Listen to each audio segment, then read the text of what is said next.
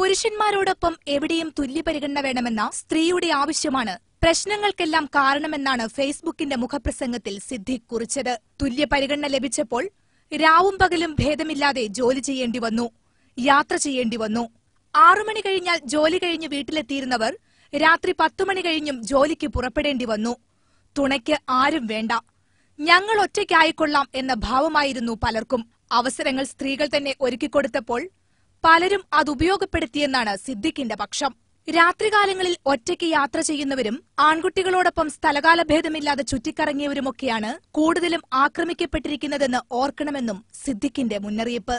സഹോദരിമാരെ, നിങ്ങളെ സൂക്ഷിക്കേണ്ടതും സംരക്ഷിക്കേണ്ടതും നിങ്ങൾ തന്നെയാണ്. പുരുഷനോടൊപ്പം സമത്വം വേണമെന്ന് വാശി പിടിക്കുന്നവർ ഒന്ന് ചിന്തിക്കണം. നിങ്ങൾക്ക് വേണ്ടത് സമത്വമല്ല, സംരക്ഷണമാണ്. എന്റെ അച്ഛന്റെ, ഭർത്താവിന്റെ, സഹോദരന്റെ സംരക്ഷണയിൽ ഞാൻ സുരക്ഷിതയാണ് എന്നതാവണം ഒരു സ്ത്രീയുടെ ധൈര്യമെന്നും എഡിറ്റോറിയൽ ഉപദേശിക്കുന്നു. അല്ലാതെ സ്ത്രീ പുരുഷനാവാൻ ഇറങ്ങിപ്പുറപ്പെട്ടാൽ നിങ്ങൾക്ക് സംഭവിക്കുന്ന ദുരവസ്ഥ കണ്ട് വിലപിക്കാൻ മാത്രമേ ഞങ്ങൾക്ക് കഴിയൂ എന്ന താക്കീതോടെയാണ് സിദ്ദിഖ് കയ്യൊപ്പിട്ട എഡിറ്റോറിയൽ അവസാനിക്കുന്നത്. 2 വർഷം മുമ്പാണ് കേരളത്തിലെ ആദ്യത്തെ സെലിബ്രിറ്റി മാഗസിൻ എന്ന പരസ്യത്തോടെ ഫാമിലി ഫേസ്ബുക്കിന്റെ തുടക്കം. സിദ്ദിഖാണ് ഫേസ്ബുക്കിന്റെ മാനേജിംഗ് ഡയറക്ടറും മാനേജിംഗ് എഡിറ്ററും.